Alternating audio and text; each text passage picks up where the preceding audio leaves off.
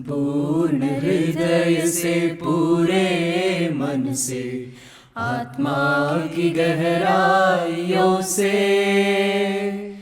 हम तेरी आराधना करते हैं, तुझे हम प्यार करते हैं।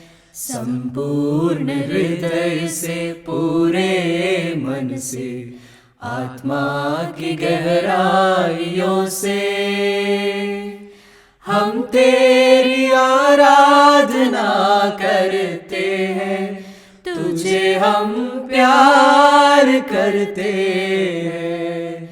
आराधना आराधना परम प्रसाद की आराधना, आराधना आराधना परम प्रसाद की आराधना। संपूर्ण हृदय से, पूरे मन से, आत्मा की गहराइयों से हम तेरी वंदना करते हैं, तुझे हम प्यार करते हैं। संपूर्ण हृदय से, पूरे मन से, आत्मा की गहराइयों से हम तेरी वंदना करते हैं, तुझे हम प्यार करते हैं। आराधना आराधना परम प्रसाद की आराधना, आराधना आराधना परम प्रसाद की आराधना। पवित्र परम प्रसाद की स्तुति, आराधना और महिमा सदा सर्वदा हो। पवित्र परम प्रसाद की स्तुति, आराधना और महिमा सदा सर्वदा हो। पवित्र परम प्रसाद की स्तुति, आराधना और महिमा सदा सर्वदा हो। पवित्र परम प्रसाद में उपस्थित प्रभु यीशु की आराधना हो, स्तुति हो और महिमा हो। आज इस पवित्र वेला में हमारे मनन चिंतन के लिए संत योहन के अनुसार सुसमाचार अध्याय 15 वाक्यांश 12 से 17 तक लिए हुए हैं। पहले हम इस सुसमाचार भाग को पढ़ के सुने। मेरी आज्ञा यह है, जिस प्रकार मैंने तुम लोगों को प्यार किया है, उसी प्रकार तुम भी एक दूसरे को प्यार करो। इससे बड़ा प्रेम किसी का नहीं कि कोई अपने मित्रों के लिए अपने प्राण अर्पित कर दे। यदि तुम लोग मेरी आज्ञाओं का पालन करते हो तो तुम मेरे मित्र हो। अब से मैं तुम्हें सेवक नहीं कहूँगा, सेवक नहीं जानता कि उसका स्वामी क्या करने वाला है। मैंने तुम्हें मित्र कहा है, क्योंकि मैंने अपने पिता से जो कुछ सुना वह सब तुम्हें बता दिया है। तुमने मुझे नहीं चुना, बल्कि मैंने तुम्हें इसलिए चुना और नियुक्त किया कि तुम जाकर फल उत्पन्न करो, तुम्हारा फल बना रहे और तुम मेरा नाम लेकर पिता से जो कुछ मांगो वह तुम्हें वही प्रदान करे। मैं तुम लोगों को यह आज्ञा देता हूँ, एक दूसरे को प्यार करो। संत योहन के अनुसार सुसमाचार अध्याय 15 वाक्य 12 से 17 की अहमियत की चर्चा करते समय हमें यह समझने की जरूरत है कि यह आदेश केवल एक साधारण नियम नहीं है, बल्कि यह हमारे जीवन का एक महत्वपूर्ण और अभिन्न हिस्सा होना चाहिए। यीशु यहाँ अपने अनुयायियों को न केवल एक आदेश देते हैं, बल्कि उन्हें एक मार्गदर्शन भी प्रदान करते हैं जिसे अपने जीवन में अपनाने से हम वास्तव में उनके साथ साक्षात्कार करते हैं। यहाँ यीशु ने कहा है, जैसा मैंने तुम्हें प्यार किया है वैसे ही तुम भी एक दूसरे से प्यार करो। यह उनकी प्रेम की महत्व को बताता है जो एक निस्वार्थ, निष्काम और निर्मल प्रेम होती है।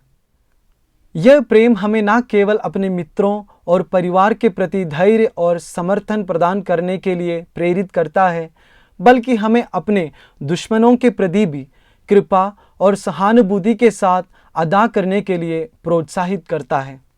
यहाँ यीशु के आदेश के 4 मुख्य पहलू हैं। पहला, प्रेम का निस्वार्थता। यह आदेश हमें निस्वार्थ प्रेम के महत्व को समझाता है, जो केवल देने के लिए होता है और किसी प्रतिफल, उम्मीद या प्रत्याशा के बिना। दूसरा, साझा करना। यह हमें समझाता है कि हमें अपने जीवन में अपने दूसरे लोगों के साथ समय बिताना चाहिए, उनके अनुभवों को समझना और उनकी सहायता करना है।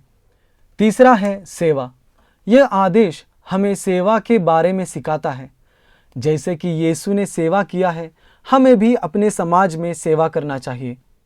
और चौथा, आत्मिक मित्रता। यह हमें यह बताता है कि हमें एक दूसरे के साथ आत्मिक मित्रता का अनुभव करना चाहिए, जो हमें दुख और सुख के साथ हमेशा सहायता और समर्थन प्रदान करता है।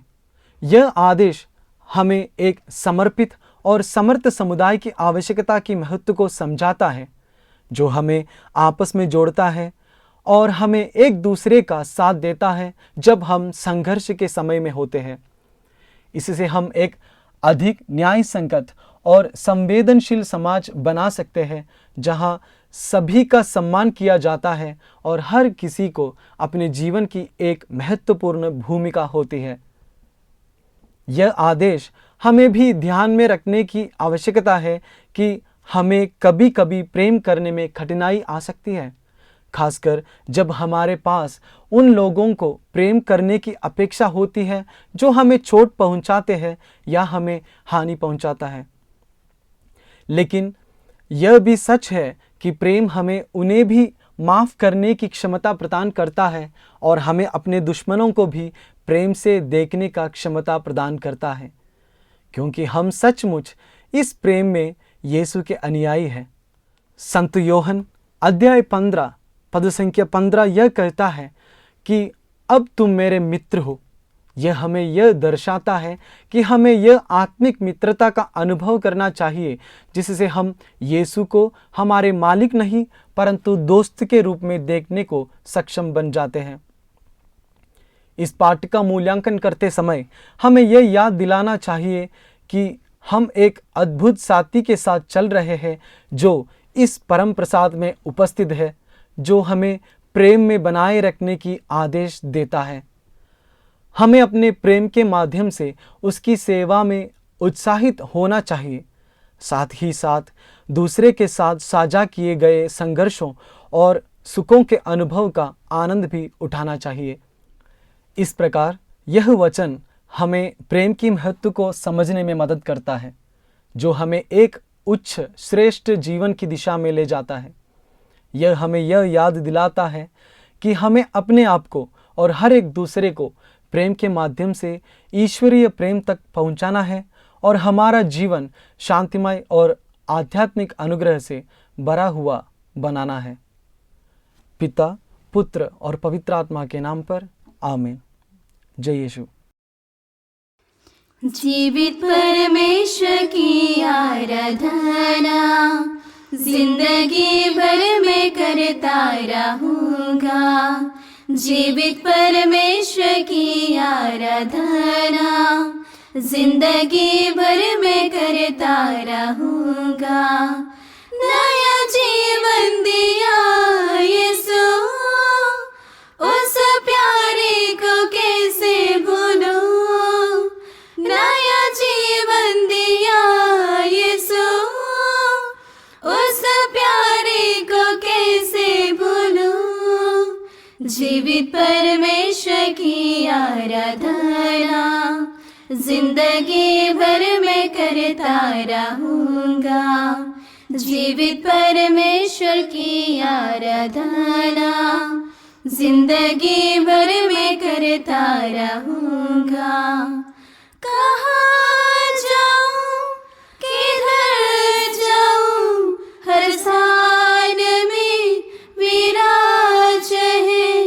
यीशु नाम में मेरा मुक्ति है, यीशु नाम में मेरा शांति है। मेरा जीवन का श्रोता है तू, सारे पृथ्वी का मालिक है तू। मेरा जीवन का श्रोता है तू, सारे पृथ्वी का मालिक है तू। नया जीवन दिया यीशु, उस प्यारे को कैसे भूलूं।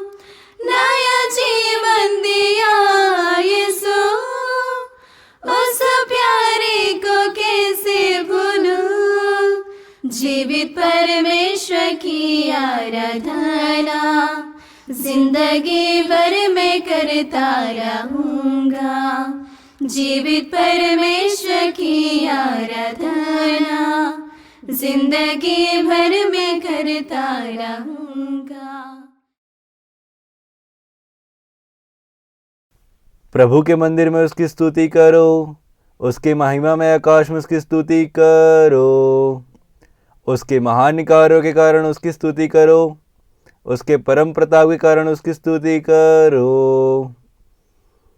तुरही फूंकते हुए उसकी स्तुति करो, वीणा और सितार बजाते हुए उसकी स्तुति करो। ढोल बजाते और नृत्य करते हुए उसकी स्तुति करो, तानपुरा और बांसुरी बजाते हुए उसकी स्तुति करो। झांझों की ध्वनि पर उसकी स्तुति करो, विजय की झांझ बजाते हुए उसकी स्तुति करो। सभी प्राणी प्रभु की स्तुति करें। इस महान संस्कार को दंडवत बारंबार हो। इस महान संस्कार को विधि विधि का उतार हो। नवरीति का विस्तार हो। देख न पाती आँख जिसे दर्शाता विश्वास उसे। इस महान संस्कार को दंडवत बारंबार हो। इस महान संस्कार को पिता और पुत्र ईश्वर को महिमा गान निरंतर हो। उन्हीं से प्रस्तुत आत्मा को सम्मान स्तुति सदा हो। इस महान संस्कार को दंडवत बारंबार हो। इस महान संस्कार को